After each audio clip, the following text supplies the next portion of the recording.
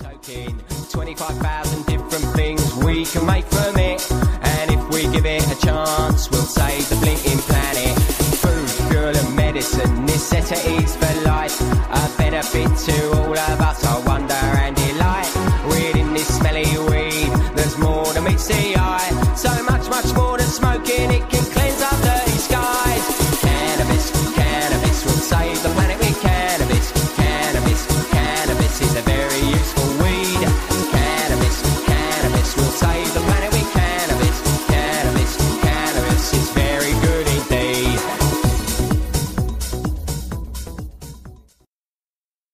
Good evening, Hemp Works on the timeforhemp.com. I'm coming from Transylvania. I got Dr. Beth up in Seattle. Gasper's holding the show down in Colorado. And with a massive respect to Mr. Muse, but tonight I have a a guy that I've respected for many, many years, going back to about 1995, a guy called Richard Rose. And all I can say is he's been an inspiration to me, and I'm sure he's been an inspiration to many, many people. And I really do feel that we owe a lot to people like Richard Rose, especially because of how much work and effort they've put in to what we're all trying to do to enlighten people around the globe about what cannabis and what cannabis hemp is. Richard, thank you for coming on my show tonight. It's a real privilege to speak to you. Yeah? If there is an A-list in the hemp world, I certainly think that you deserve to be there. Yeah. As I say before, you've been an inspiration to me. I've actually met you personally, I think, twice. The first time was around 1998, the Natural Products Show in Earl's Court. And yes, right. Yeah, man. No, it was. An Olympia Center. It was the Olympia Center. Right, yeah? right. We did do the Brighton one after that, I believe, but at that particular point in time, I was involved in textiles. I had a hemp shop. I just started to really learn about the hemp seed oil and hemp seed and the nutrition of it. And I remember coming up and saw your stall at the Olympia, by the way, for people who don't know, is one of the big conference centres of the world, certainly of England, certainly of the world. And Richard, what he had on his stall was just amazing, you know, for that time. You know, I'm taking it back 1998, 1997, Richard, somewhere around there. Yeah, probably 97 or so. In 96, I started importing shelled hemp seed, you know, the whole hemp seed, but we take the shell off, so it's shelled hemp seed. I called it hemp nut. I did that in North America and Canada, legal labels up in Canada, starting in 96. But starting back in 94, I had started making cheese, Hemprella cheese, and Hempe burger, a tempeh burger with 10% hemp seed in it. And was selling that throughout North America. It was frozen and perishable distribution in natural food stores. And then did the hemp nut. And, you know, I fell in love with shelled hemp seed. So I created basically a whole company around the brand, Hemp Nut Incorporated. We had 15 products at its peak, things like cookies and bar and ice cream mix, the cheese, hemp seed oil, lip balm, things like that. Yeah. Well, one of the whole range was so. There was also some crisps there, you know, like healthy crisps. Right. Blue corn chips. The blue corn chips, yeah. I got through packets though. But one of the things that really stood out was the hemp nut burger, because I remember serving that up to a third generation beef farmer in Cornwall, who vegetarian and veganism just didn't exist in his world. And I served it up to him at a thing we'd done down there. And he ate it, and he just looked at me, he said, "My God," he said, I've never tasted anything like it. He said, "This is almost as good as my hamburger, beef burger thing." Anyway, look, Richard, take it away, because you tell people what you do, please. Thank you. No worries. So for 8 years, well, starting back in 1980, so 35 years ago, I started making tofu from soybeans. And Ended up making about 140 different foods from tofu and soy milk and tempeh over the next 6 years, settling on Tofu-rella cheese. And then did that, was on the Inc. 500 fastest growing companies. They had a big distribution in supermarkets in Canada and the US. And then discovered that hemp seed was almost as high in protein as soybean, and it was a lot better quality protein. So I started shifting my focus from the soybean to hemp seed. And that was in about 93, and then worked on it for a while and came up with these two. You know, I had Tofu-rella, Hemp-rella was a natural line extension. And then the Hempé burgers, we introduced them in September of 94 at the Natural Food Trade Show in Baltimore, Natural Products Expo. And we were mobbed the whole time. We were like right at the very entrance to it. And that kicked it off, and then started the Hemp Food Association to help other food companies incorporate hemp seed into their foods. And at its peak, we had about 50 global members. They started that in 1998. And I've actually reactivated that a couple weeks ago. If you go to Facebook, you'll actually find Hemp Food Association again. So I'm going to do that some more. Right now I'm doing Medicinal Hemp Association, which I've been doing just about a year now. That was started, CBD companies asked me to advocate on their behalf because I kept standing up to bullies for them. And so I did. The Fiber Group went after them, and I stood up to them, and so now I run the Medicinal Hemp Association to advocate and promote CBD, as well as work on policy issues, trying to get it legal at the national level when hemp becomes legal, so that the other 90% of the hemp industry, that being cannabinoids, can become legalized along with the fiber and the seed. I just wanted to listen to you. I find it very difficult to even ask you any questions because I sort of know you and I've seen what you've done. And to try and explain to the audience, I mean, think of these dates that Richard's putting out. We're talking 1994, 1993, 1997. Now, I know there's been an upsurgence just recently due to the medical side of the cannabis plant. But people like Richard have just been pumping it out there for so long, and the nutritional side of the oil and the seed is just so important. How it feeds the body, let alone this CBD side. Right. So, today, if I were to do today what I did 21 years ago, everything would be the same, except everything would have the inclusion of CBD in it. So our burger would also have 25 milligrams CBD per serving, things like that. Possible, actually, Richard? But the 411 on hemp seed is that it's about a third complete protein, very high quality globulin protein, which is edestin and albumin. They're considered extremely high quality, efficient proteins. And it's about 10% omega-3. And between the protein and the omega-3, it's arguably the most nutritious seed on earth. It has more protein than meat, and it has more omega-3 than fish. When you make foods with that, they're naturally, they taste better because the shelled hemp seed itself tastes like pine nuts or sunflower seeds. So it has another sort of nutty, savory note added to the food. It always tastes better. And now if we start adding another hemp product, CBD, we will also help people with inflammation and prevent cancer and things like that.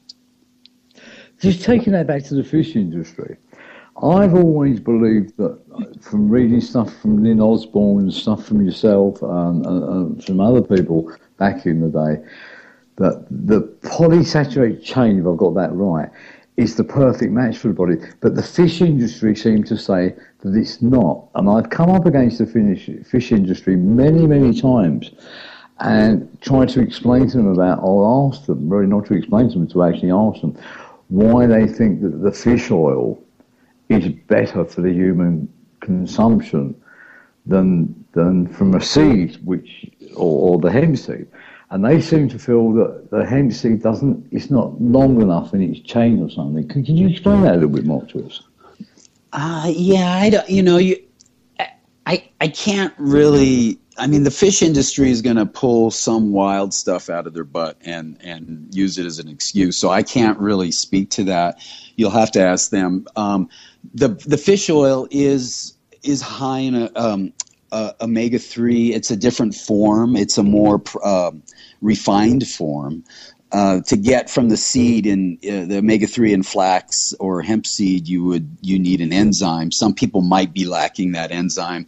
That could be the kind of thing they're looking at. But at the end of the day, hemp seed, you're not going to find all the mercury that you're finding in fish oil today. Exactly. So there's, and it also, some of us don't want to taste fish burps every time we take fish oil. So it has its downside as well. And I should mention, in the interest of good marketing, I have 2 cookbooks. Hemp Nut Cookbook talks about all this stuff. It has all the nutritional information that hadn't been published before, and historical. We were able to document the first in the literature in China 5,000 years ago, the first documentation of use of hemp seed as a food. It was one of the 5 royal grains.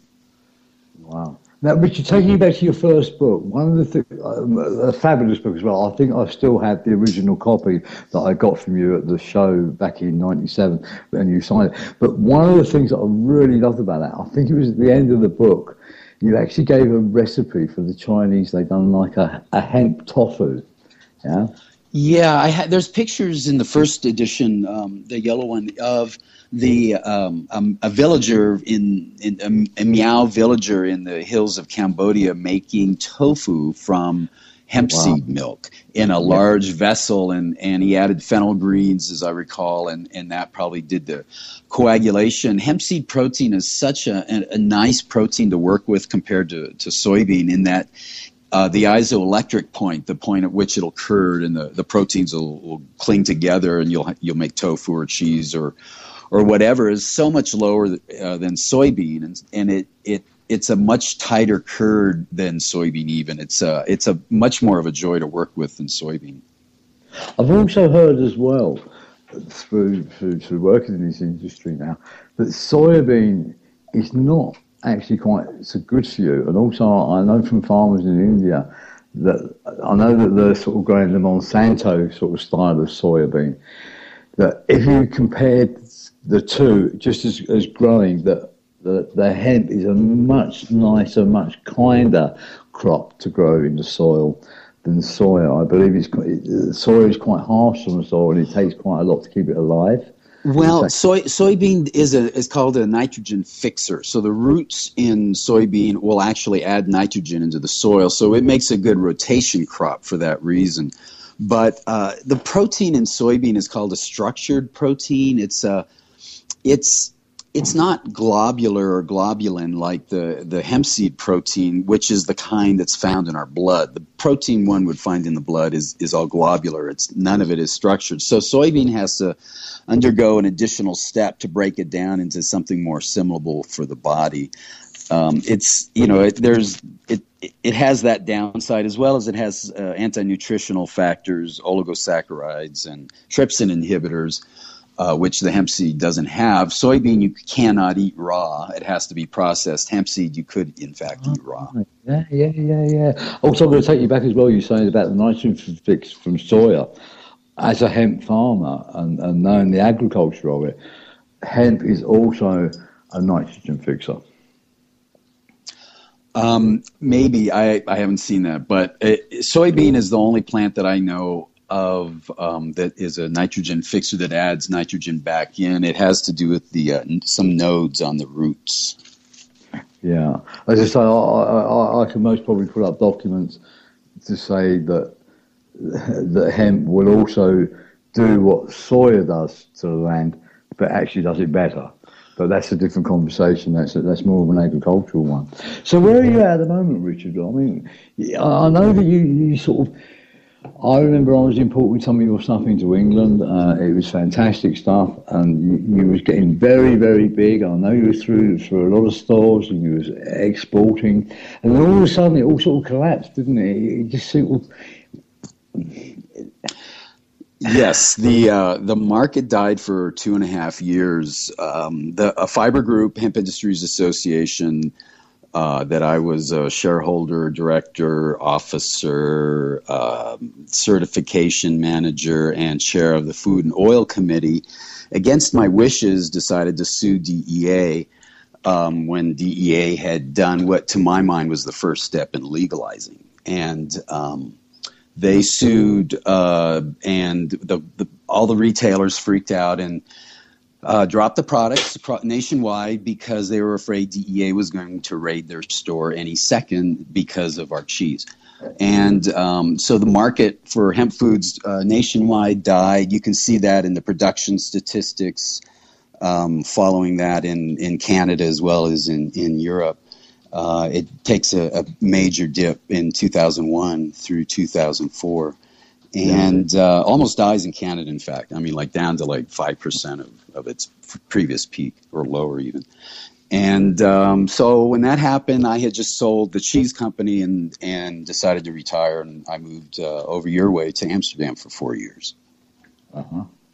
Yeah, because I certainly found that in Europe. I was just getting involved in that side of things. So I was coming more from the fabric side. And it was just like, oh God, I was so excited. There was all this wonderful food coming out from you. There was other stuff that was happening. And all of a sudden, just as I thought it was about to happen back in 94, it just went boom. And it was all over this DEA and the hemp nut, and was it a nut, and was it legal? And it just seemed to destroy it overnight, over nothing. Yeah, no, it wasn't over nothing. They were trying to build a legalization industry. They were trying to develop a vote hemp so that they could solicit donations and have a real organization devoted to legalization. However, they were not. It was not their cross to bear. It wasn't their burden for compliance. It was mine. And if I said I can comply with this is actually good news. The people who don't have to comply should listen to that, but they didn't want to. They wanted to ignore it and develop a whole us versus them sort of, big bad government cracking down. It was actually the first step in DEA's first attempt, I believe, at them to actually get rid of some of cannabis regulation. Wow! Yeah. That's quite amazing. Hello, Dr. Beth. We got Dr. Beth online as well. Would you like to step in and talk, Dr. Beth? Oh, yes. Thank you. Thank you very, very much. Listeners, Steve was wonderful, and he prepared me for this interview. He said, when Richard starts to speak, let him speak. And listeners, if you have to pause for a moment and go back to and re-listen to some of this, go ahead and do this, because this is so interesting. Richard, thank you for sharing this with us. Richard, we do have a question. And home cultivation, that has been, at least in the cannabis forefront, has been a significant factor in passage in states. With that being said, and with the new hemp laws being said, what are your hopes for home cultivation of hemp? I mean, we think about the clarification and the cleaning of the environment, all of these wonderful things. And personally, I hate grass. I would love to grow hemp in the back. So please, would you elaborate on that? Sure, I'd love to. You have to understand that right now in 4 states, recreational marijuana is actually more legal than hemp to grow. That's how screwed up it is here and how upside down. So technically in the state of Colorado, if I want to grow 1 hemp plant, I have to pay $500 plus $2 an acre. So $502 to grow that 1 hemp plant. I can grow 4 flowering females for $0 registration if it were marijuana. So, but what people I think will do in the future in terms of growing hemp is I believe people will grow it and just not register. And I think at some point they'll just stop requiring registration. And at that point, what people have choices. It's not about growing hemp for fiber or even for seed, but growing our CBD buds. And Nobacco is another new product that I came up with, which is artisanal CBD buds, grown like pot, trimmed like pot, cured like pot, packaged like pot, smoked like pot, but it's high in CBD with no THC, so it's calming. It doesn't cause paranoia. It makes you giggle if you combine it with THC. It's the cheapest source of CBD by half. And we think, we're going to see, certainly in Colorado, we're going to see more of that starting this year. The advantage of that for this hobbyist farmer grower is that she can get about $500,000 an acre revenue at a fairly nominal selling price. And then there's this whole concept of the 2-to-1 strain, let's say a 10% CBD, 5% THC. That isn't considered hemp. It's too hot. Hemp has to be 0.3% THC or less. But for UN regulations. But it's super medicinal. So I think people will be growing things like that are not really hemp, not really pot, but something in between, higher THC but much higher CBD. Very, very interesting. Richard, you're in Colorado. Could you please speak about the other 3 states? Because we have listeners from all over. And personally, I'm in Seattle, and I can't wait to get to Vashon and start growing. So please. Well, I think that the laws are fairly uniform across the 4 states, and you got to register with the state, usually the agriculture department. Washington had an option, and it almost did it, but that same fiber organization argued against it, and that was unlicensed hemp agriculture in the state. So the farmer would not have to register, would not have to disclose, wouldn't have to do anything. He or she could just grow it like corn. And they decided not to do that, but I thought they were going to. They were so close to it. That would have been the ideal situation. It doesn't need regulation. It doesn't need testing. It doesn't, it's not even psychoactive in its raw form. It still has to be processed to render it psychoactive. So it's really no different than potatoes, which in their raw form are not psychoactive, but processed can be made into vodka. Interesting. Very, very interesting. It's in other words, I can grow cannabis in my backyard for recreational and organic medicinal purposes, but listeners, I can't grow hemp in my backyard. Technically, you have to get a permit. Yeah. But yes, and it would still. Interesting, Richard, is that last year Steve and I did a program looking at the economic comparisons of hemp versus cannabis, and we went back, I think, 300 years, Steve, even 500 years. We went back, and Steve brought out documents from his personal library on that.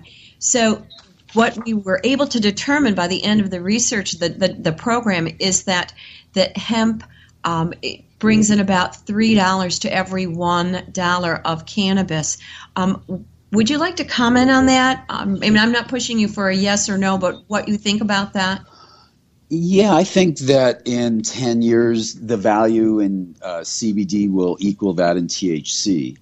And I think around that time, the value of CBN will probably equal both them as well. CBN is oxidized THC. Even though hemp is below 0.3% THC, there's still enough in large fields to oxidize that into CBN. So CBN is also, in my mind, a hemp cannabinoid. Can I there are 500. This is part of the update I gave the World Hemp Congress today. 500 acres are planted in Colorado to CBD hemp this year.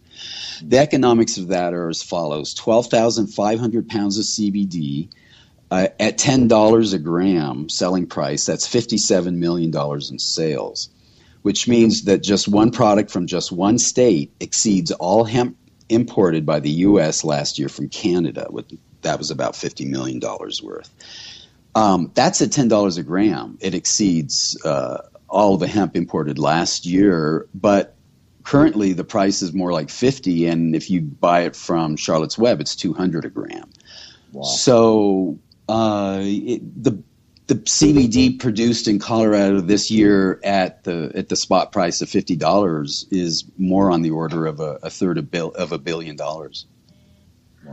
Well, Okay. I'm going to jump in there. I mean, I'm in Transylvania.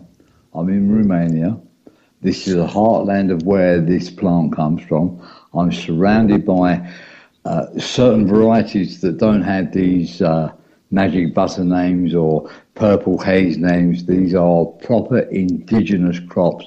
I've got at least 3 to 4 farms at the moment that are growing in excess of 650 hectare. One of them's doing 1,000 hectare of agricultural hemp. And these varieties are very high in the CBDA range. I mean, we've got one here that's registering at 22% CBDA and CBD, and it's still below the 2% THC. Right. Yeah, that's 650 there's acres. In Colorado, we're seeing up to 26% CBD and hemp, 0.3% hemp. So the increase in that, it's just like sort of an arms race in cannabinoids, if you will. And at one time, the arms race was to increase THC, and now there's a new arms race, at least in Colorado, and it sounds like Romania, to increase CBD as well. Well, these are indigenous ones, Richard. 26, I don't know if we'll get much above 30, but because that's total cannabinoids. Do you think we need, because for me, when the plant is grown in indigenous land, grown under sun blessed, grown in organic land, and they're grown from ancient crop, this is whole thing going on. It's not just the CBD, it's all these other CBDAs and GG5s, all the molecules are present in the plant. And because most of them are in the acid form, right, they're yeah. totally, they cause this homeostasis. Yeah, it's a whole plant thing. I mean, a lot of people, I found out recently how much value is in the root. Mm-hmm. And, you know, some of the reports we're getting from our laboratories, and these are ISO laboratories, these are independent state registered with international standard registered ones. They're phenomenal. Yeah. Well, all of that 500, pretty much all of it is outdoors. The 500 acres I mentioned, Colorado and CBD hemp is outdoors. But you have to remember that last year, 1/3 of the hemp licensees in Colorado were indoors, which means they're doing year-round CBD production, maybe a few breeding, but mostly that's indoors CBD production. Under sunlight or under no, under indoors. So it's under lights, but you know, it's smaller in acreage, but they get more turns, more harvests in a year, so they still have a good output. Well, I'm going to go hippy dippy here. I believe that obviously from a bulb, you do not get the same value as what you get from the sun, and when it's sun blessed, you're getting the full spectrum, and that is showing up in the plant. Yeah, I agree with you. Full spectrum of whatever it is that's contained in the plant.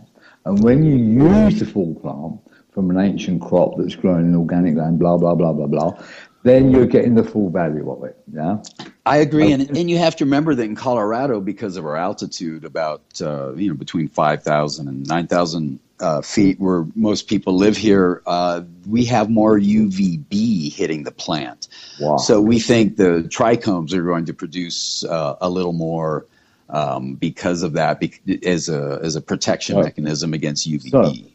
Certainly, because I've been up in the Afghanistan mountains and the Mali mountains, and the higher you go, then these things, obviously, the thinner the atmosphere, the more UVB that comes through, and the plant protects itself. I'm going to bring you into a question, Richard. I didn't want to get very technical tonight. I really wanted you just to run with what you were talking about, but the way the conversation's going, I spent some time in Jamaica this year. Yeah? Obviously, in Jamaica, you get this very high THC variety of plant, and also as well because of the way the DA operated there, a lot of imported strange strains, if you like, were brought in, like the sativas, these white widows and stuff. Yeah, and I've got nothing against them. I'm not trying to put them down, but if you go back to the old collie weed, which is the original Jamaican weed, I was quite surprised because they take nearly 120 days to grow. And they had to change those over in the day to these quick grow sativa varieties because of the DA coming in and trying to steal the crops. Now, I live with some pretty cool Rasta guys. And I don't mean like false Rastas. They call themselves Rastas, but what they really are is agricultural hemp farmers or agricultural marijuana ganja farmers. Yeah? And they really understand the plant. And the guy that I lived with for quite a long time, Mr. Blacker, bless him, we came to the decision that they are two different plants. This sativa plant and this other plant, they are of the same family, but they're very different. And one of the things that came up, and I've seen this in its physical, with these sort of stuff that I saw in India, in the Afghan mountains, in Moroccan mountains, the THC lives on the top of the leaf. Yet with this sort of hemp plant, and even though even hemp can have high THC, it lives under the leaf. We think they're two different plants. They really are two different.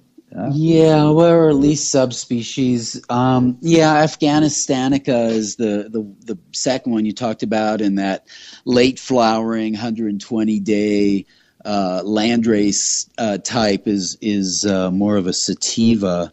Though I just read something today that somebody, a company that does genome sequencing of cannabis, said that they found that lamb's bread from Jamaica was actually Afghanistanica. So I'm all confused about it now. Now, the thing to remember about cannabis, since this is something most people don't necessarily understand, and they should, is that it's extremely latitude dependent. So if you were to take a plant from, like Finola, from Finland and move it to Jamaica, you are going to have a very, very different plant.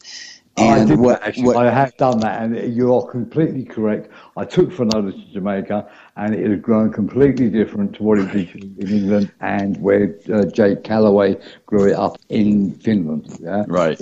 Yeah, and so THC will increase. It'll take on different characteristics, and so what happens is it's between south of 35 in the northern hemisphere, it's considered not hemp. Cannabis there is considered not hemp. It's considered hemp is considered temperate, so it's north of 35.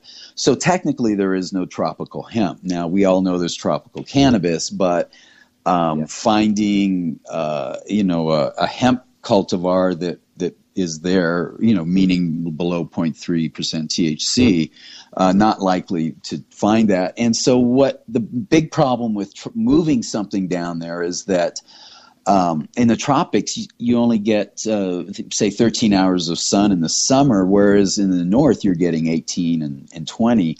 So you're getting more time to veg. So your plants are getting bigger every day compared to in the tropics. And then at around September 25th, across all the northern latitudes, the time of daylight drops almost instantly to 12 hours. And that tells, as the cannabis sees that coming in the north, it getting closer and closer, it triggers flowering, and that's how you get flowering, and then seed setting and everything, and then you'll harvest it. But if you're always at 13 hours, the plant gets confused, and so it doesn't really see 12 hours, or it sees 13 as 12 and immediately goes into flower. So it gets confused down in the tropics, unlike it would in Canada or Northern Europe. And this is Jamaica, because in Jamaica, we're getting 12 every day. Right, and so you need late flowering, i.e. sativas, in the tropics. Finola is an early flowering autoflower. So it's not Well, it's not going to like it down in Jamaica as much. Well, I've grown vanilla in England, and it really is a very fast crop. I mean, 60 day, and I believe that Jake, when he grew it up in Finland under the right light conditions, I believe he pulled it in 45 days from seed to finish. Yeah. So again, it's very. And when I am in Transylvania, one of the seeds we got here, I don't think my pronunciation is correct, but they call it Zazoro.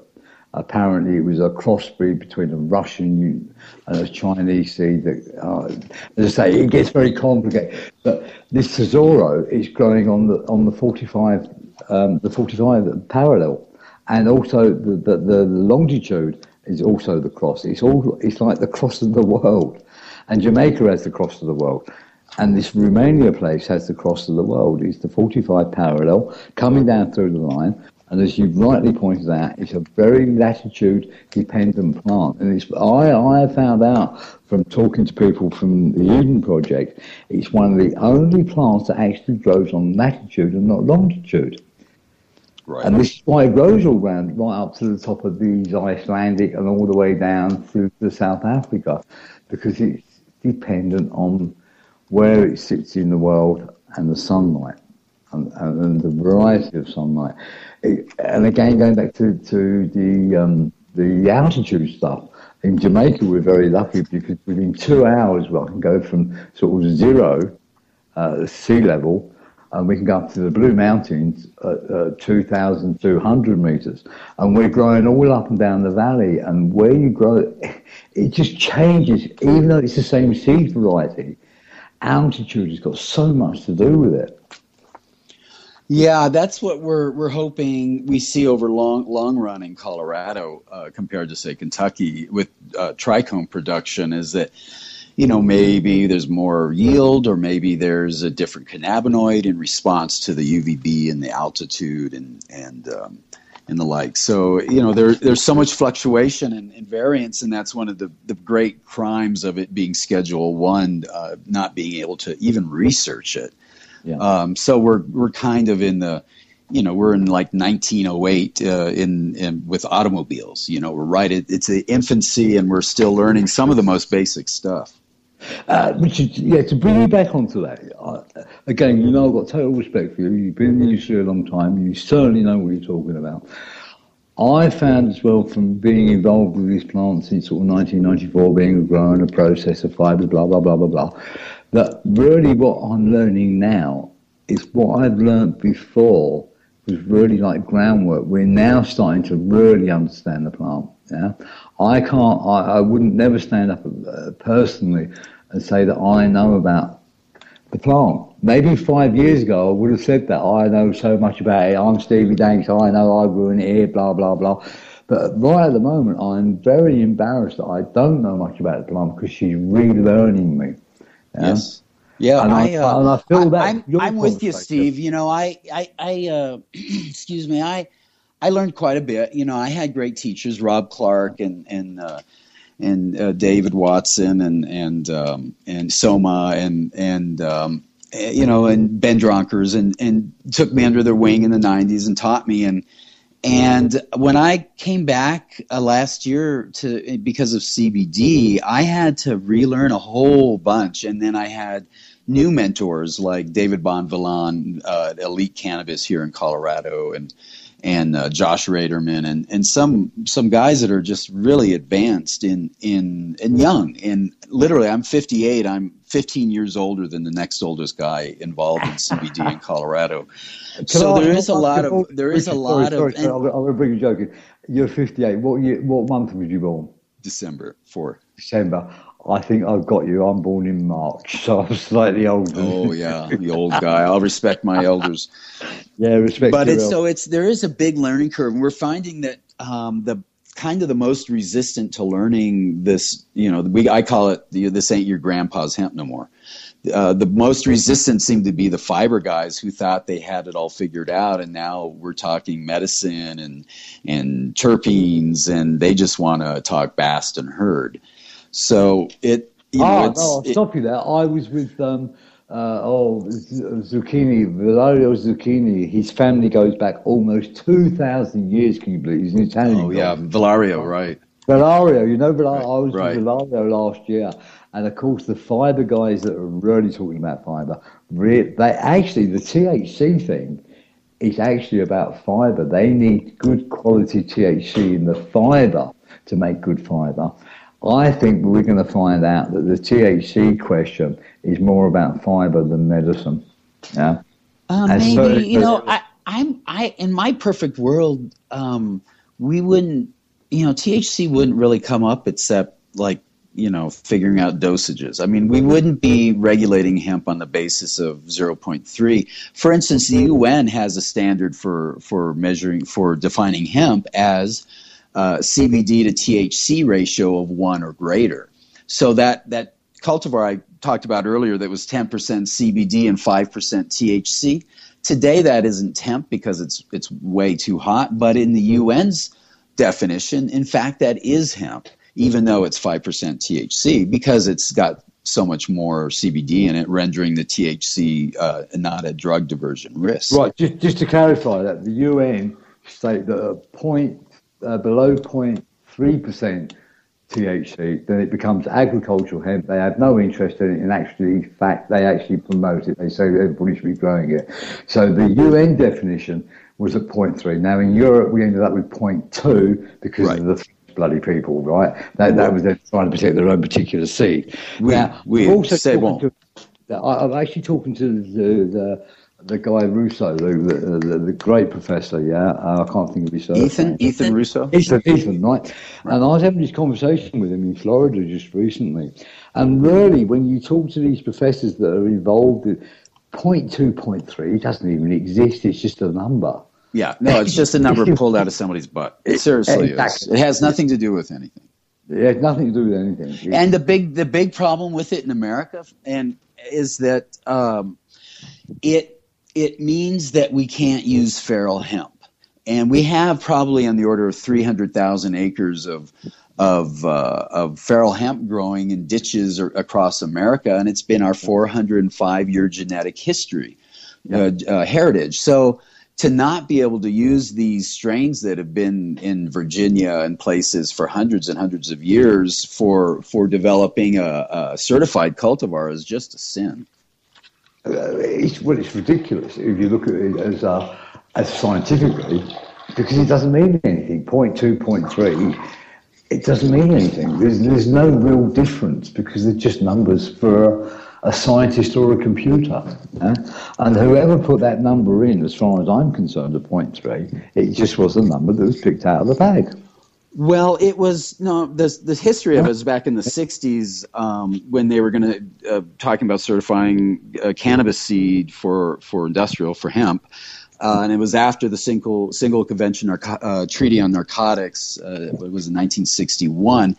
So they sit down, all the different countries sit down, and they basically are going to figure out where's the THC cutoff. That's what they decided they were going to do.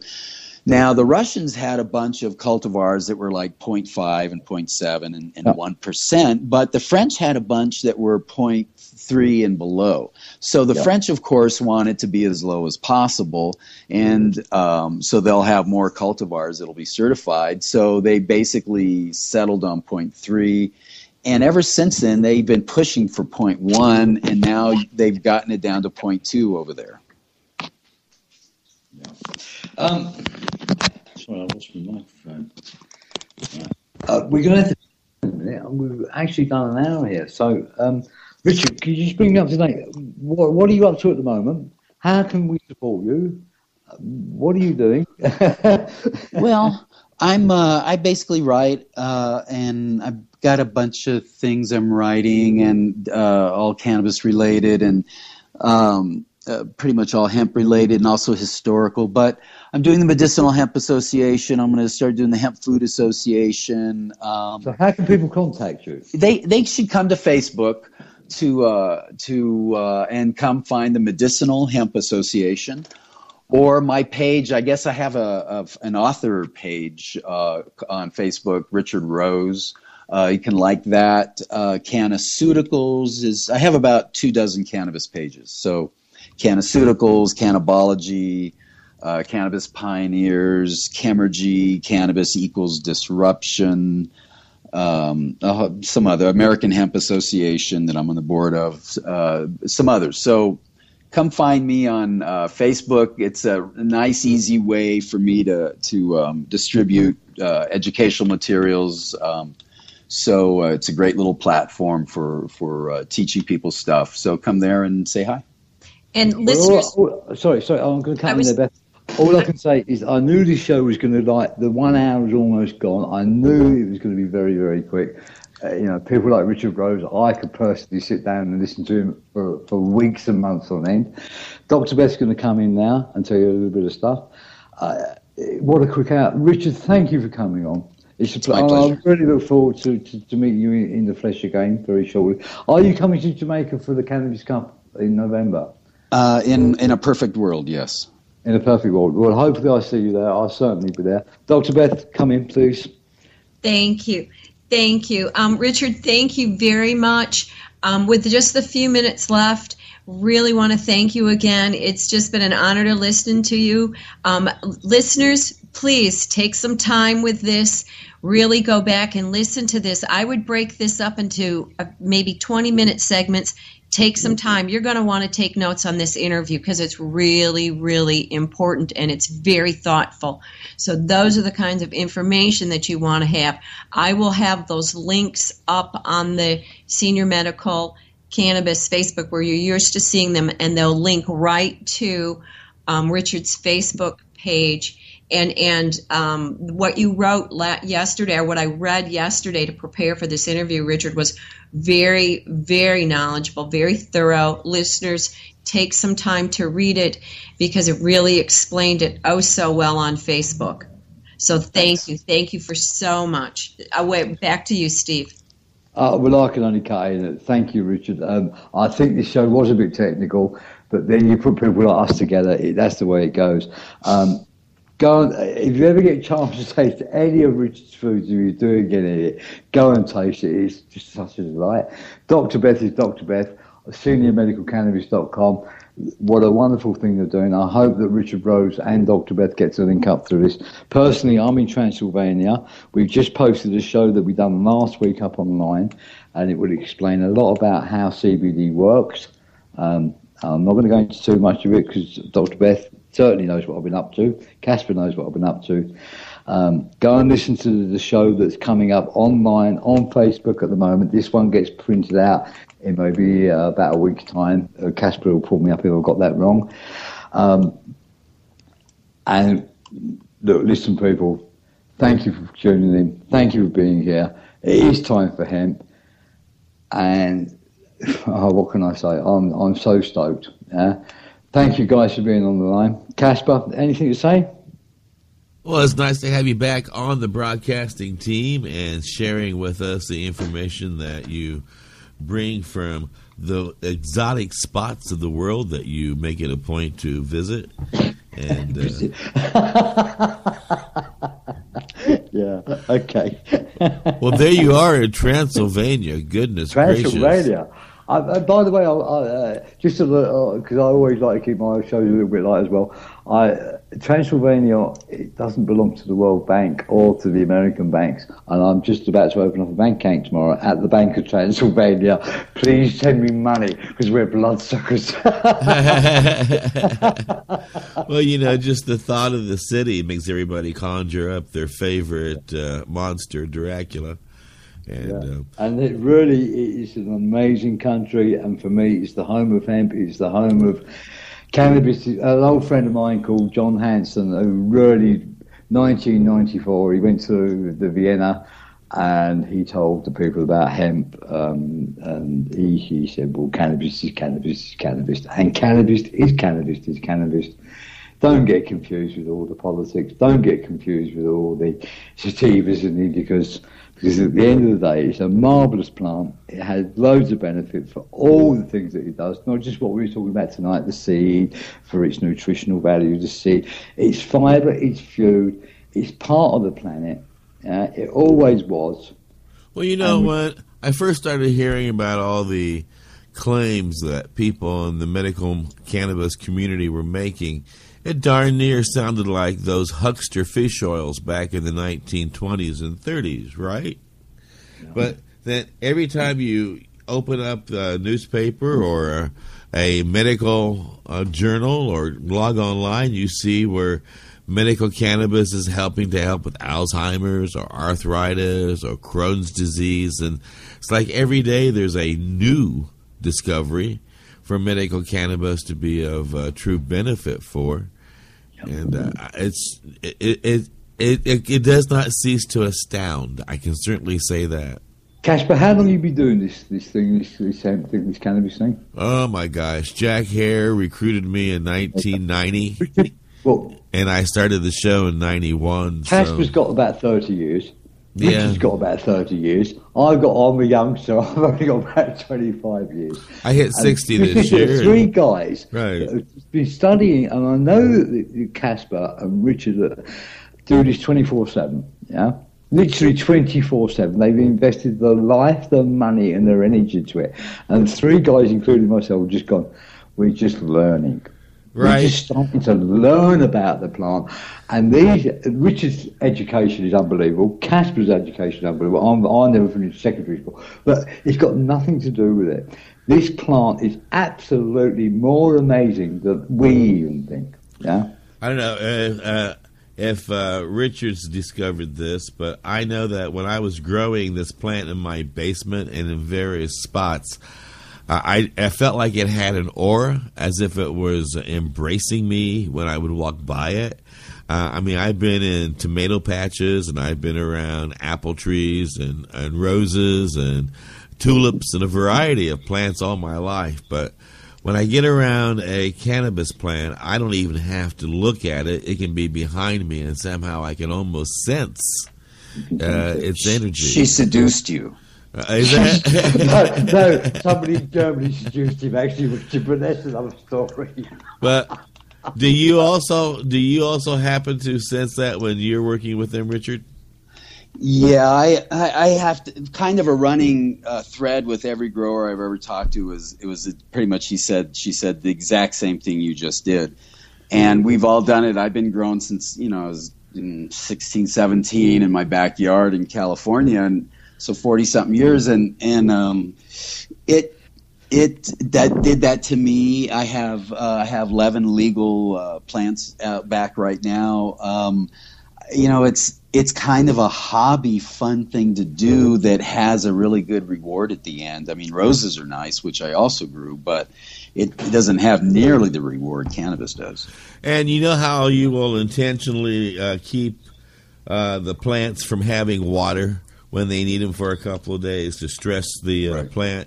And then when you do water them, it's almost as if their branches stand right up, and at that point you can almost feel as if they want to hug you, and they're waving at you saying, "Hi, I love you, thank you." Do you get that feeling?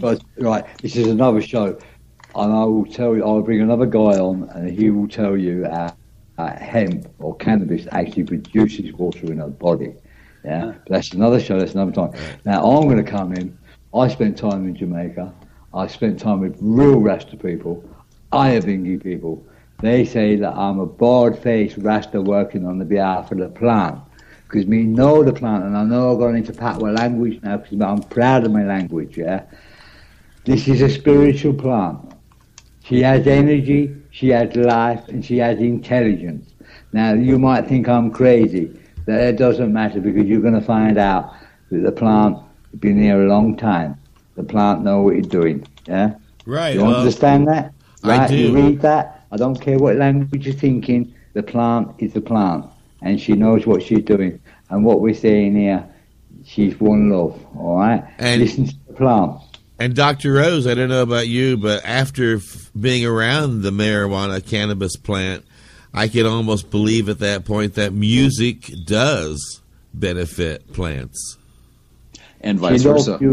She loved music. She loved everything. She loved every people, every time. And as Bob Marley says, she's one love. All right, it is one love. Bob Marley tell you that. He learned that from the Agabingi people. And I met with a man that I walked with in the hills of Jamaica. He lived with a plant, bare naked, butt naked for nearly 10 years. Well, we're down to 2 minutes, so this is an excellent time for everybody to give a shout out to their URLs and organizations they want to put a spotlight on. Time for hemp. These sponsors, by the way, I'm going to put something in now. Like, I've produced a medicine from a hemp crop that's cured a little girl. You're going to listen to the show because it's going out before this one. She got cured by the hemp plant, the low THC one, right? One love, one time, one people, get ready. hemp is back, she's here, she's now. Just don't listen to no more bullshit. That's me. And I'm looking for a sponsor because they're bringing in the crop in this country at the moment. They're going to turn it into seed for fishing and fibre. I can turn it into medicine. I need a short-term investor to buy as much crop as possible to turn it into some medicine. That's me. Finish. Dr. Beth, come in, baby. I love you. Thank you. Richard, we'd love to have you back. The listeners I know that they're going to be flooding me with more questions for you. We would just love to have you back to ask about what's going on specifically. I know that I have a friend of mine, Michelle LeMay, is doing some work out there, and Carol Mercanti is doing some great work out there. Just to have you come back in and tell us what's going on with the Western Slope. Which side are you seeing more hemp production on? Just kind of go into more. I could talk about Colorado, and today for the World Hemp Congress, I also talked about emerging technologies and products. So at some point, I could talk about what's on the horizon, what's next in hemp in Colorado.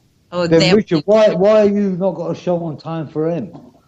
What's that? I had to send them a video. It was finally too hard. No. Richard, why have you not Time for Hemp? Why? Because you got so much to say. You can't do it on an interview. You have your own show here, man. Yeah, maybe. We'll see. No, don't be a pussy, man. Yes, I agree with Steve. Richard Rose is not to Rose and All right, say goodnight, Gracie. Time to wrap it up. Goodbye, guys. Thanks for having me on. It was great. I'll talk to you all. Man, thank you, Richard. I look forward to seeing you soon. Yeah. See you. Good night, Dr. Beth. I love you.